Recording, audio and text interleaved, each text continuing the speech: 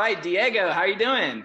Hey, very happy to be here, John. Thank you very much for this opportunity. Yeah, I'm grateful to have you on. So Diego is a real estate agent in Austin, Texas, and we met through a couple groups. But Diego, I'm so grateful you're here because I think you have an incredible story to share.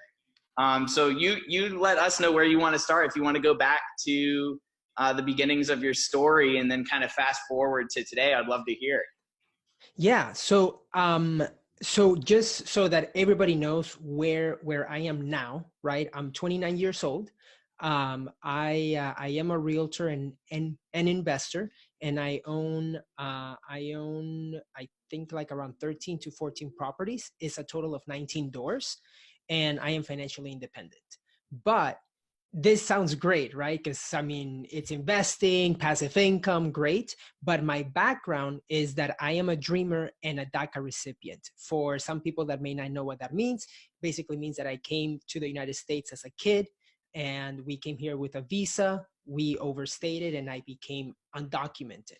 It wasn't until I turned 16 that I found out I couldn't drive and my life was going to be a little bit different than my friends. Fast forward to college, I got into FSU, but I found out that because of my status, I couldn't qualify for student loans or financial aid.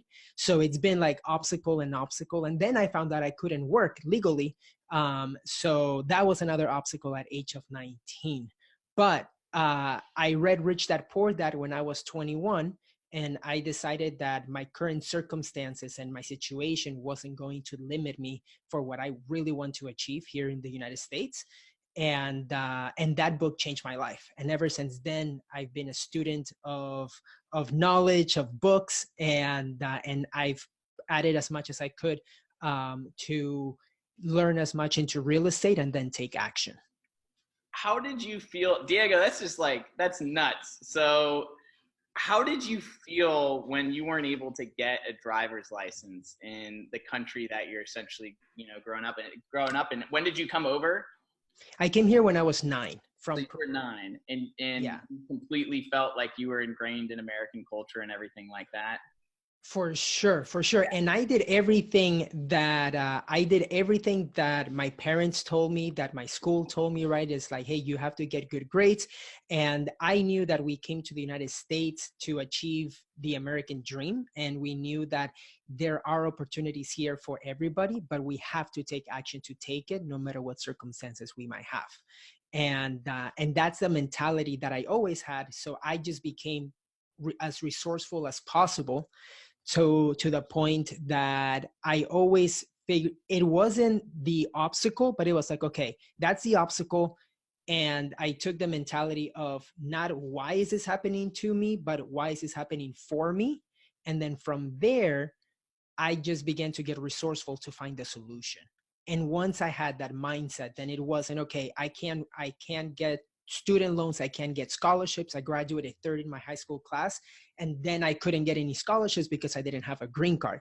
And then I began volunteering, and then I got a job opportunity, and they said, Diego, you don't have the right paperwork. Now you cannot work. So I got resourceful again, and I created an LLC because I could still do that. I created my own company.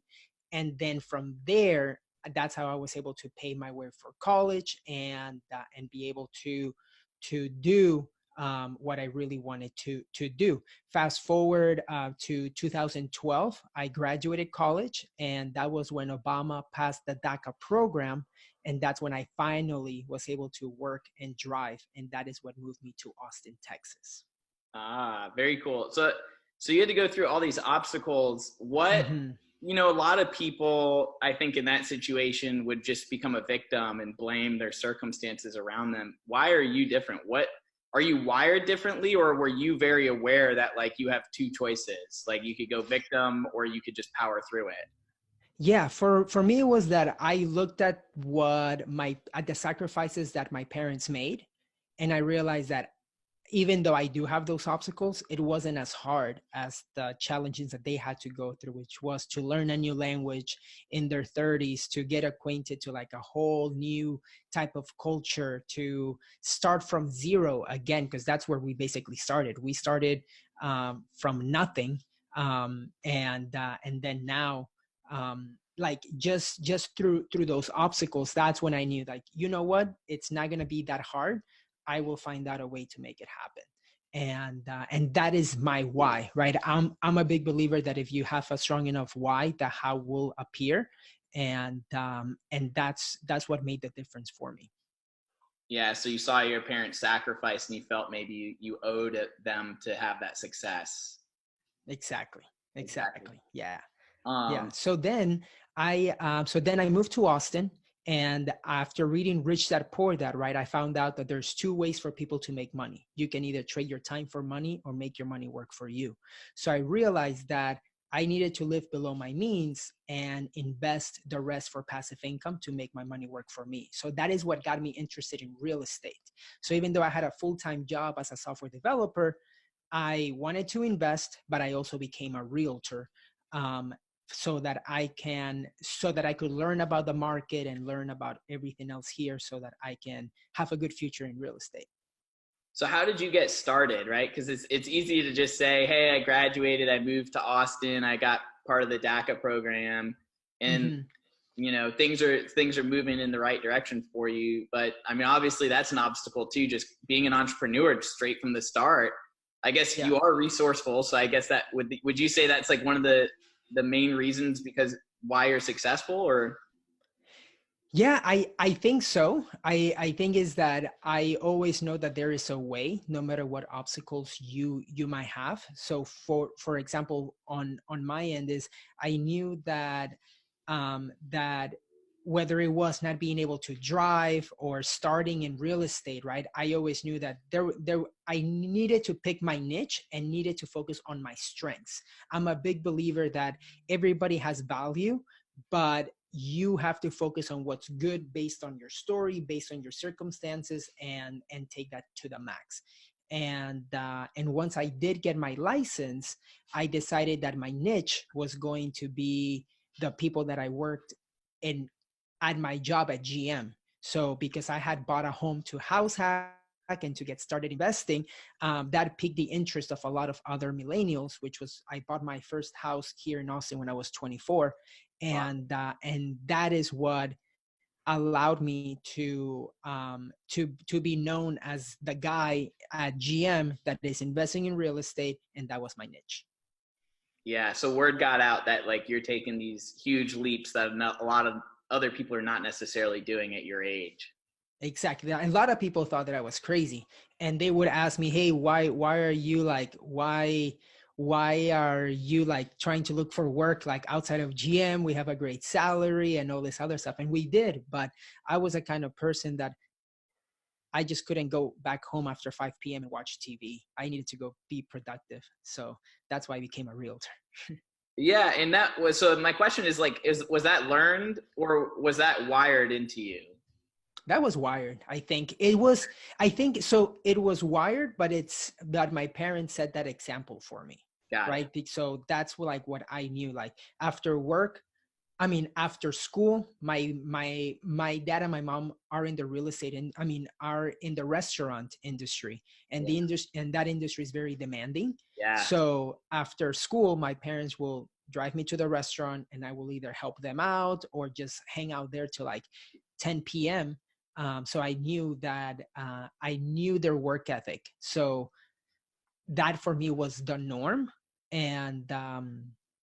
and I took that as the example, right? Being wired, yes, but I believe that by having examples around you is what sets you apart.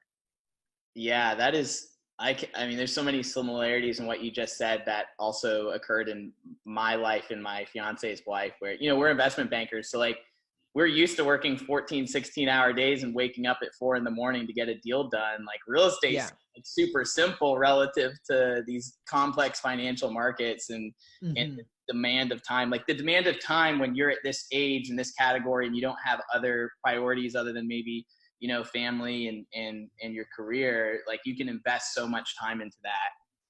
Yeah. But a lot of people, they're looking for lifestyle first and then career, and then they never end up getting the lifestyle in the back end. They end up having that career their whole life. um, Exactly. or at least Exactly. that's what Well, I've observed. yeah, for sure. And one quote and one so one quote that changed my life was, and I'm very happy that I heard it when I was 21. It's from a guy named Adam Carroll. And he said, you should build a bigger life, not a bigger lifestyle. And that for me changed everything that I did from that moment on, because while all my friends were getting, I mean, I moved to Austin with a great salary. As a 23-year-old, I didn't have student debt because I couldn't get like the benefit, right? Like all my other friends did, that they did get into student debt. I had to work my butt off to make it to pay for college. But what happened was I took the action of what it really meant for me to build a bigger life and not a bigger lifestyle, because I saw my friends, they were living downtown. They were buying the new Camaro, the new Corvette, the new Cadillac. And I bought a 2009 Honda Civic.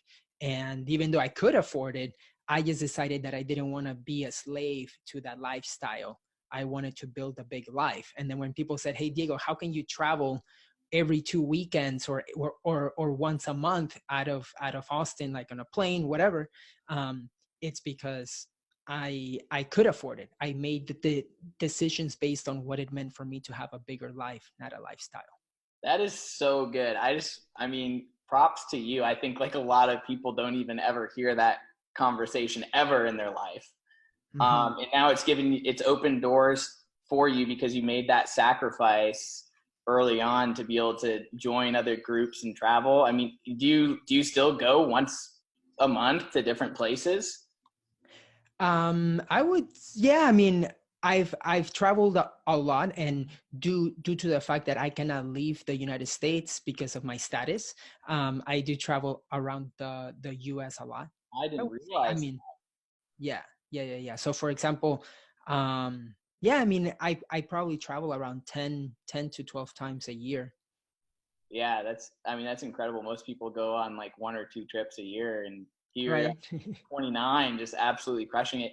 So you started house hacking. So you became an agent, Mhm. and so tell us more about what house hacking is.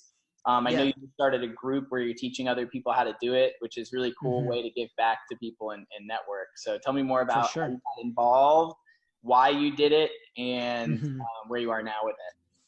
Yeah. So basically, I looked at my expenses, right? I was 23, 24 years old. I looked at my expenses and realized that my housing expense was the highest thing, where all of it was it was like probably like 30 to 40% was going to that. So I asked myself, how can I eliminate it, or how can I reduce it? And in doing research, that's when I found out about house hacking, which is where you can buy a house and buy it putting 3% down or 5% down, with a FHA loan, conventional loan, USDA or VA loan. I bought it putting 5% down on with a conventional loan here in Austin, and I lived in the master bedroom while renting out the other 3 rooms. I was 24 years old, right? But you can do the same thing with a duplex, triplex, or quadplex. With an FHA loan, put 3.5% down. You're living on one side while you rent out the others, and hopefully that will pay for your mortgage and even some cash flow.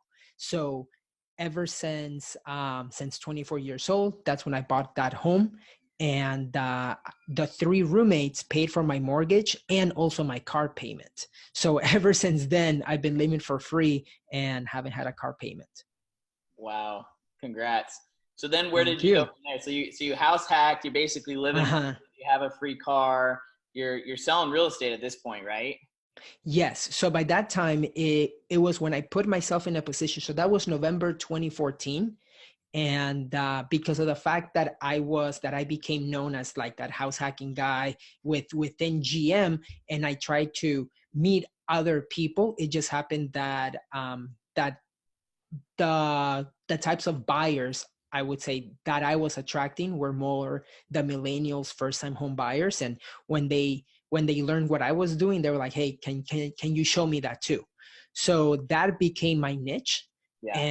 And I started helping other people go through that in house hacking. But I also had a mentor, who helped me out here in Austin. And in 2015, in August 2015, I left my GM job and I went all into real estate. I partnered up with him, and it's been going well ever since. But I put myself in a position where the properties that I had paid for my expenses, and that way I didn't have to depend on that house getting sold right away, or man, if I cannot close a deal next month, I cannot pay my rent or my mortgage. Like I didn't put myself in that position, but it was more like a calculated risk. A lot of people were saying, hey Diego, don't you think quitting your job is risky? And I'm like, no, it's a calculated risk that I'm doing. Yeah, you set yourself up so the risk is really minimized at that point. So you didn't make the leap until it was really minimized. Until it was minimized, until I realized, okay, if part-time I'm selling a house once every 45 days, or maybe two houses every like once a month, or not once a month, but every 2 months, if I could sell one house, then I knew that if I went in it full time, I could sell one a month or two a month, right? And then build from there. Yeah, so you really broke down the numbers and thought about this strategically, which I think like a lot of agents who get in the industry, they think it's super easy, and they come in and they don't have savings, they don't have a plan, their expenses are still high, they're leaving their benefits behind, and they're just completely unprepared. And that's why we have like an 80% churn rate in 2 years. But Exactly. for you, like this was like a career decision. Was it because you didn't really see like a long-term career path with GE, like, or was there limits, or like what caused you to make the jump from a cushy corporate job into real estate? It was the fact that I needed that I had a salary job, Yeah. and that I realized no matter how much I would work, the guy next to me, whether I would go to work, let's say at 8:30 and leave at 5, that guy next to me would go to work at 9, take an hour and a half to 2 hour lunch and leave at 4:30. And I'm like, man, we're making the same thing. I need to go into a place where I get paid by my work ethic and the results rather than a salary job. And it was a little bit like tough to explain it to explain it to my parents, because like GM, like I graduated college in the top 1%. I got this great job, everything's going smoothly, and then I'm like, hey mom, hey mom and dad, like I gotta leave, I gotta do something else. But they've always been supportive of me, Yeah. and they knew that I was going to be successful in that industry, just based on my connections that I was building by this time. And we can talk about this, but I was already in GoBundance, so the mentors that I had, it was just like unbelievable. So I knew that I couldn't fail. Okay, so time out. So the GoBundance thing, when did you join GoBundance? That happened in August 2014. I will never forget. For those people who are listening, they've probably never heard of GoBundance. What is GoBundance? Yeah, so GoBundance is a mastermind group for millionaires or accredited investors that believe in health, like age-defying health, contribution, financial freedom, accountability, genuine relationships, and there's one more that I'm forgetting. But it's all based about living an amazing life and being not just a millionaire on the wealth side with the money, but being a millionaire in all areas of life. And I believe that by me connecting with them, they gave me an incredible opportunity when they shouldn't have. But they hearing my story that I couldn't work or drive until 22. By 23, that's when I bought my first house, and after other obstacles that I had to face, of trying to get resourceful and all this stuff, to then by that time my net, so I found myself in Steamboat in Osborne's house with 15 other millionaires, and when they were sharing, how did you even get there? Like back up, like, so people, you're a dreamer, you're in DACA, you graduate, like how the heck do you get into that room in the first place? I know you said you had a mentor. How did you find the mentor? How did you get in this room? Yeah, the crazy part was that I was the first one that got into GoBundance by just hearing about it on a podcast. Okay. And then I reached out and I followed. So I heard Pat Hyben's story, And he also has a podcast it's called Real Estate Rockstars. So Yeah. this is back in 2014. I followed him on Twitter, and then I tweeted at him every time that he had a new podcast. I'm like, hey, thank you so much. This is what I learned. And then he will tweet back. And then in one of the podcast interviews, he mentions GoBundance. And I send him a direct message. I'm like, hey, I heard about GoBundance. Can you tell me more? And he's like, it's a group of millionaires who love accountability, age-defying health, and building financial freedom. And I was like, oh my gosh, this is a group that I need to be in. But I'm 23 years old at this time. And so I submitted a form on their website, and I get on a call with a guy named Tim Rode, who's one of the other elders of GoBundance. And I tell him a little bit about my story. I mentioned that I'm a big believer in what Jim Rohn says, that you are the average of the 5 people you surround yourself with, that I told him, I know I'm going to be successful. I just need the right mentors. And he's like, all right, well, just to let you know, we are millionaires only, but I'll see what I can do. And 2 weeks later, he and I talk again, and he tells me, Diego, we're going to invite you to our next event. It's going to be like $2,000, whatever. Feel free to come. It's going to be August. It's going to be like in August. And this was in April, I think. Yeah. I had just become an agent and everything. So it was an incredible experience. I decided to go. I put it on a credit card. It was just amazing. I go to the event, and they're sharing their net worth, like what they're doing, all of that stuff. And when they come to me, I'm like, hey, I'm 23 years old. My net worth is like 30K. And I own 2 properties. I'm a software developer at GM. And they were like, who the heck let this kid in? Why is he here? But after the weekend, after the whole event, I actually turned 24 at that event, and they accepted me into GoBundance. And they became my mentors, and they told me, hey, we don't know what this will have for you, like involvement wise or everything, but we highly believe in your story, and we want to help you become a millionaire. Are you in? And I said yes. And ever since then, now GoBundance has over like 250 members. I was in it when there were only 30 or 35. Yeah. And I've taken action on everything that they told me. If they said, hey, you have to go to Tony Robbins, I went to Tony Robbins. If they said you need to take a speaking class, I went and took the speaking class. And then I just showed up at as many events that they recommended me. I showed up to the point where a lot of the new members of GoBundance, they were saying, hey, who the heck is this Diego kid? Can I hear his story? Because a lot of them were saying, hey, you have to hear Diego's story. It's awesome how he ended up coming here. And when I say like my life changed, it's completely true. Like that was in August at Osborne's house. Fast forward 2 weeks later, I'm flying on a private plane with a few of the guys going to run a Spartan race. And I'm there just like on this private plane, drinking some wine and eating this and talking. And I'm like, oh my gosh, like this is amazing. And yeah, and I'm super grateful for that opportunity, because they saw a future in me, and then I just took action. Yeah. Well, I mean, you literally listened to a podcast. You shared gratitude to the person who was running the podcast. You reached out to them directly to ask questions about the podcast. Then you submitted a form. You talked to them. You told your story. You got invited to it. You spent the money that you probably didn't even have, put it on a credit card. You flew out there during your birthday weekend. You took it all in. And then you did every little thing that they said because you trusted them, because you saw the results that they were having. And then you showed up. Yeah. So, yeah.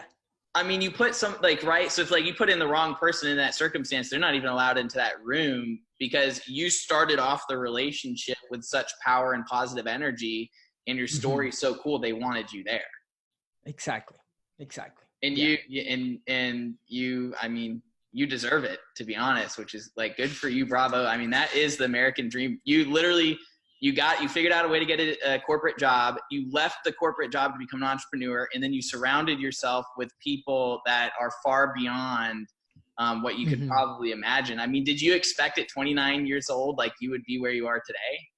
No, there is no way. There is no way. Because when I read Rich Dad Poor Dad, right, I had set a goal that I wanted to have 10 properties by age 35, and I achieved that by age 27.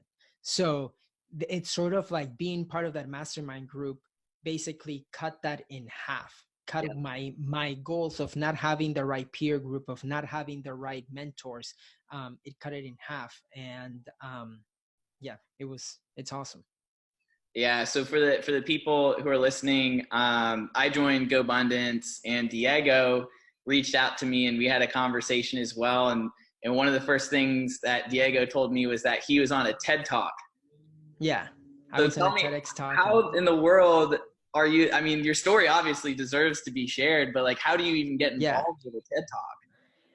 Yeah. So what happened was, and everything happened on like the the timing was perfect. And Yeah. it was because so the current administration decided to take away the DACA program. And I shared my story on Facebook for the first time ever that I have DACA and that I am a dreamer, with a picture of the taxes that I paid as a 26-year-old of over $28,000. And that post went viral, Bravo. Hold right? up. How scary is Yeah. that to you? I mean, that's a huge thing to just put out there, right? Yeah.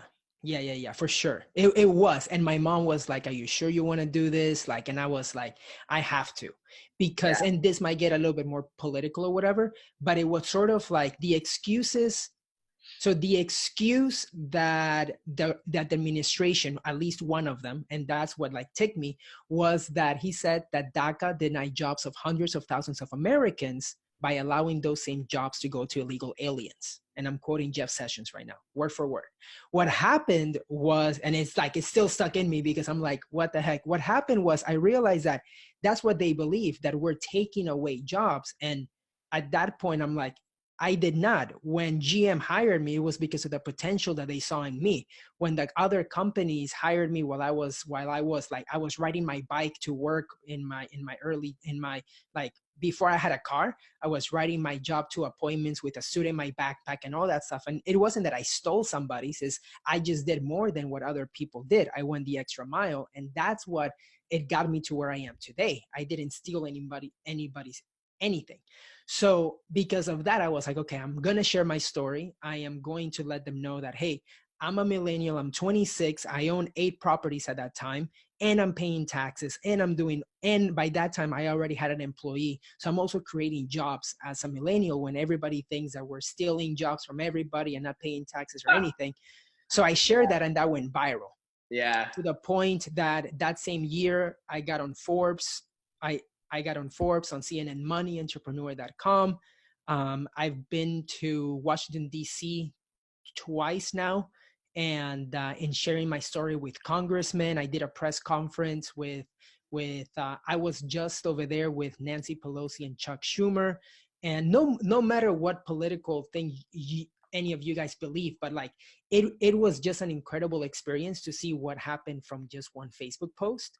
And that I decided to share my story on a TEDx talk. I had to apply, I had to interview, I had to go through all of this stuff. But I knew that I wanted my story to be shared on the topic of, can the American dream be achieved when you're not American?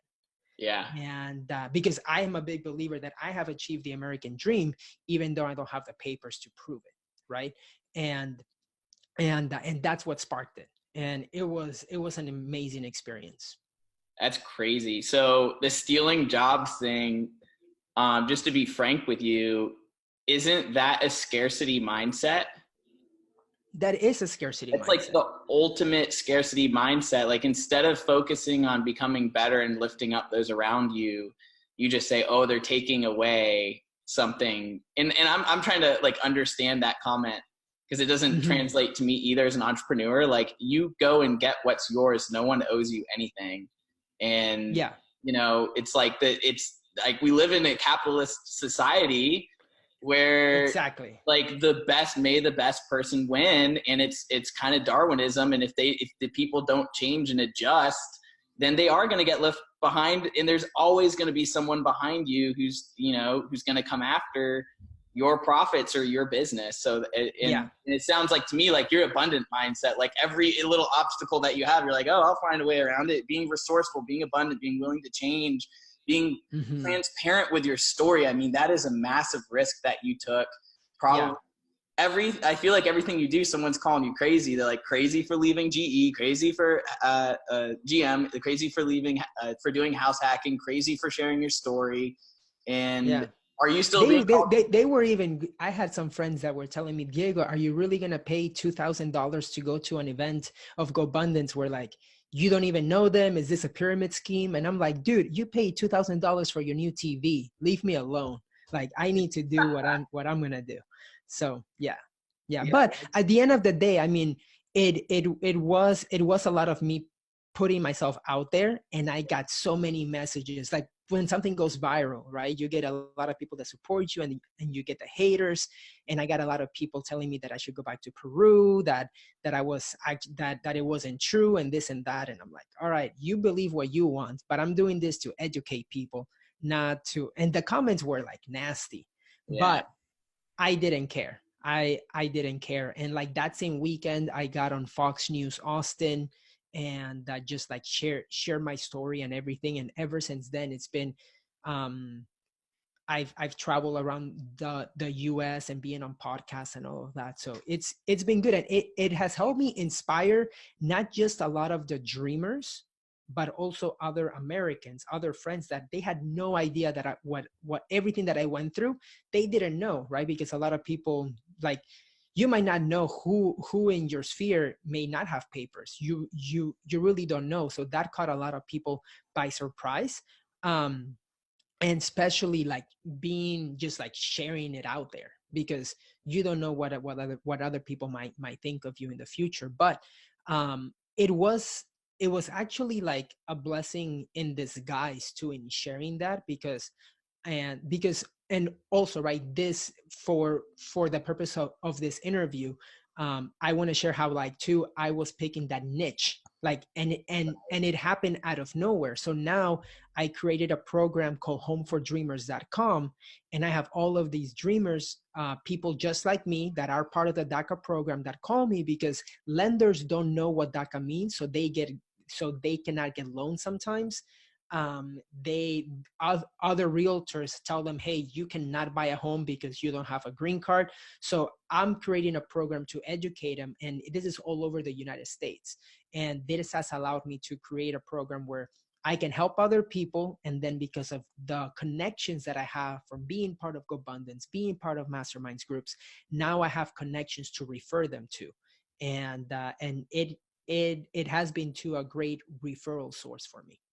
Yeah. So you're just, I mean, you're going for it. I mean, why not? Why would you not? You're giving back and you're able to make a solid living off of it. So it's, I mean, props to you. And I'm referring them to people that I know are going to get the deal done, right? It's not like I'm going to refer them to somebody that I met off the street. It's like, hey, I know this person. They're good at what they do. They will help you out. So all along so fast forward to today, you've kept buying houses, like what, like 2 or 3 a year, 4 or 5? Like, what's your strategy now? Yeah, so just so that people know a bit about my portfolio, I own 3 properties in Texas. I own 10 in Tennessee, and then I own 6 or 7 doors in Florida. Very cool. Yeah. So right now I've been buying, so me being a realtor is like my main thing, is my main job. And then I'm partnering up with people out of state too, to be able to continue to making my money work for me. And so we're doing Airbnb over there. Somebody else is managing the property and all of that. So I am more of like I give the money for like the down payments, right? But the goal for me, at least this year, was to buy 3 more properties, and I closed on 2 last week. So yeah. So it's been good. We'll see what's gonna happen here in the next few months, but yeah, I think it's gonna be good. And at the end of the day, it's just continue to build for that passive income. Yeah. So, I mean, that's a risk even investing out of state. I mean, everything that you're doing, you're taking a very calculated risk and Hmm. you're running the numbers. And it seems to be working Yeah. well for you. Yeah. Yeah. Yeah. Yeah. So, how often do you reset your goals? So every year, I mean, and I get challenged by the guys in GoBundance too. So every year I know exactly like what I want to be, what I want to do, but it's a little bit unique because of the fact that I have created a business, right, based out of my story and based Right. out of, so like I'm not cold calling, I'm not door knocking, I'm not doing that. But what I am doing is I'm sharing my story on podcasts, on interviews, on social media, helping people like how they can achieve financial independence, and that gets people calling me. Being on the Bigger Pockets podcast, I was featured on episode 352, and that is the largest podcast like in the whole world on real estate. And that brought a lot of other opportunities to other people that are that are either moving to Austin and they want a house hack, or they just want to learn more about investing. So that has become my niche. And I'm a big believer in leveraging what you're good at. My personality is not talking on the phone and calling people, but my personality is if somebody reaches out through social media, I'm like, hey, let's chat, let's go.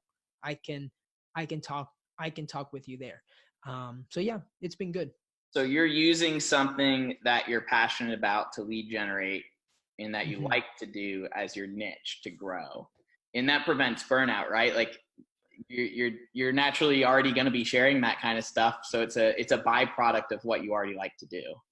Exactly. And leveraging leveraging the power of being a realtor and being able to refer to other people, right? If they reach out from me that they want to buy a home in the LA area, and then they want a house hack, or they're a dreamer, I'm going to refer them out to somebody that I know. And then that in itself is a business that I don't really like. Let's say that I stop being a realtor in Austin, but I still kept my license.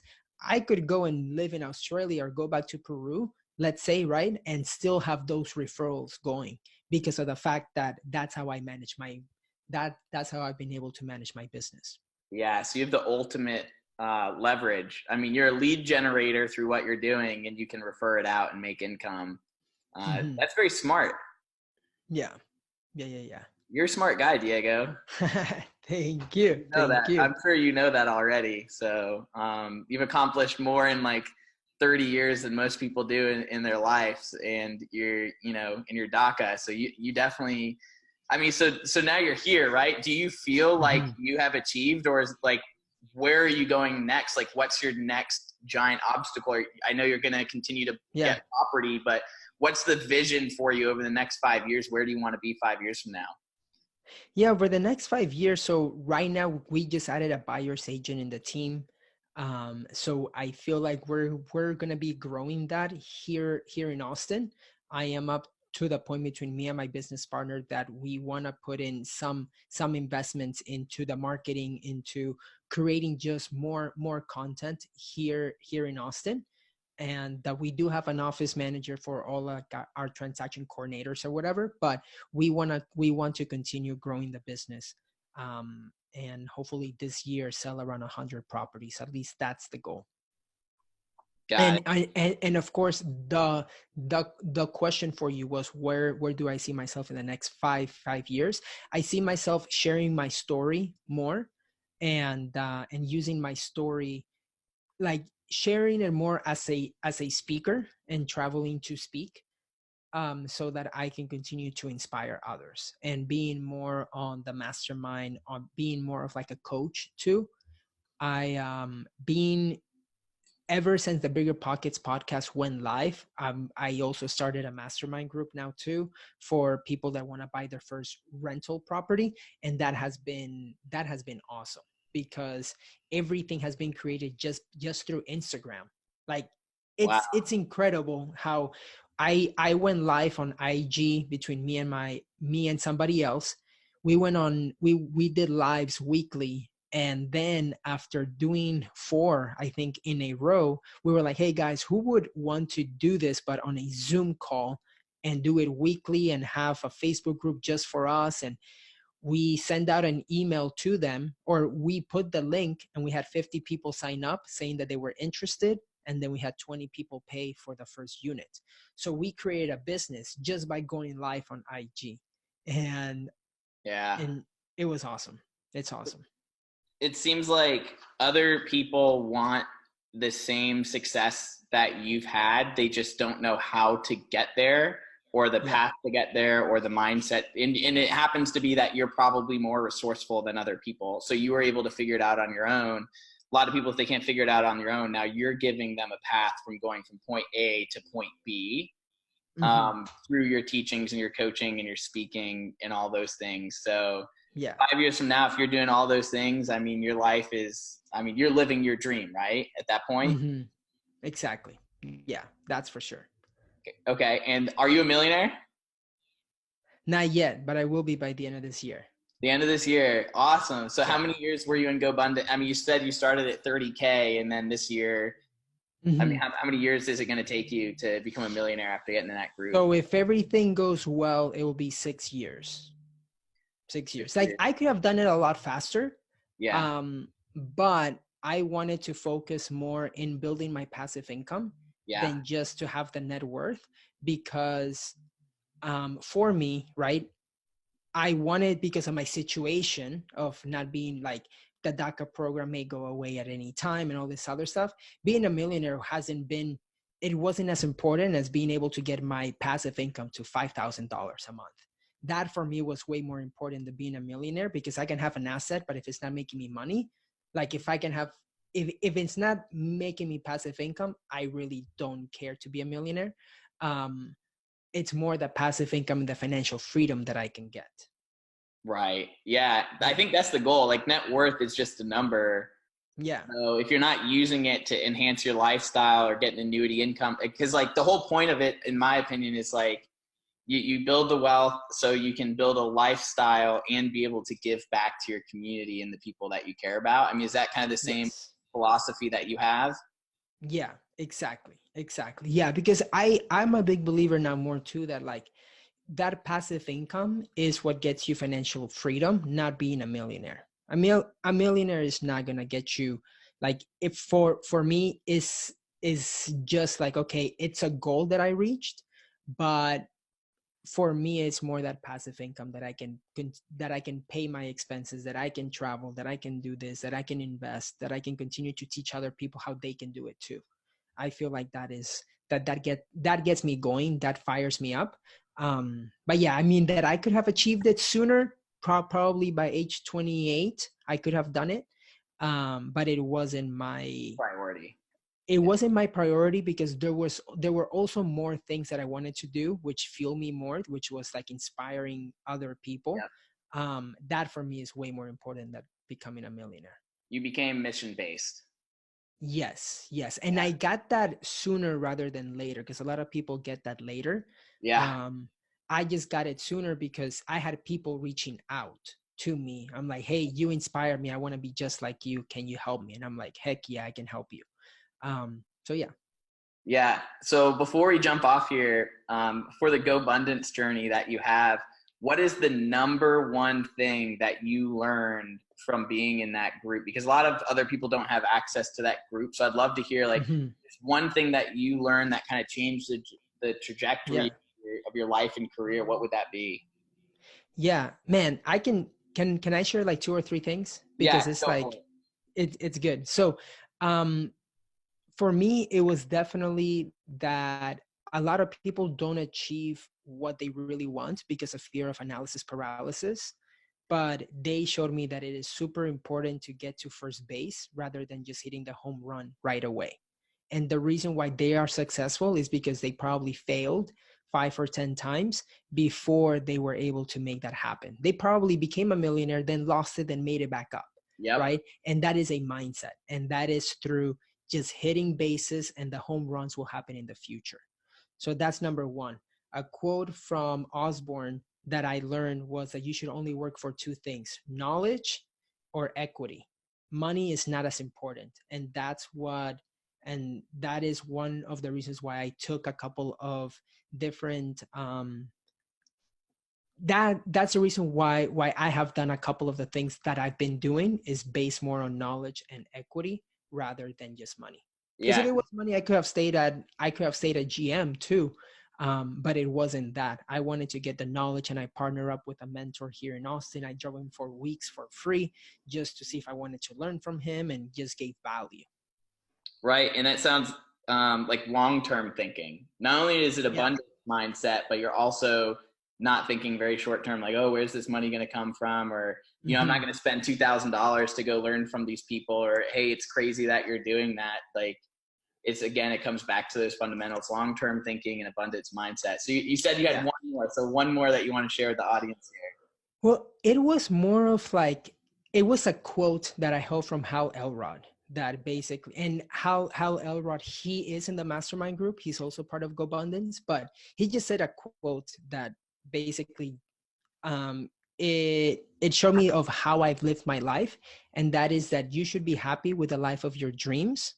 Wait, how was it? It was like, it was, you should be happy with the life of your dreams. Be happy with the life that you have as you achieve the life of your dreams. That's it. Yeah. Be happy with the life that you have as you pursue the life of your dreams. Because it's super easy for people to just like, to be depressed because they're not really where they are at. And I'm like, okay, be happy that you're healthy. Be happy for what you have achieved, and have gratitude, so that be happy, but don't be complacent, right? Because you want to make sure that you achieve the life of your dreams, but be happy what you have now. Yeah. And you don't have any regrets at the end of it. You went for it. Mm-hmm. Yeah. And enjoy the journey. That's so cool. Enjoy the journey. Yeah, for sure. Diego, honestly, your story is such an inspiration. Thank you for coming on and chatting with us. And I'm excited for other people. If they want to learn more about house hacking and get into your group, where can they connect with you? How do they get involved? Yeah, for sure. The best, if they have Instagram, just follow me, Real Diego Corzo. Or they can also just go to the website ratrace2fi.com. Rat Race to Financial Independence. So ratrace2fi.com, and they can find me there. And then John, feel free to share my email with them too, info@diegocorzo.com. Love it, Diego. Well, thank you again. And I look forward to seeing you at one of the next events. Yeah, take care. All right. Thanks, brother.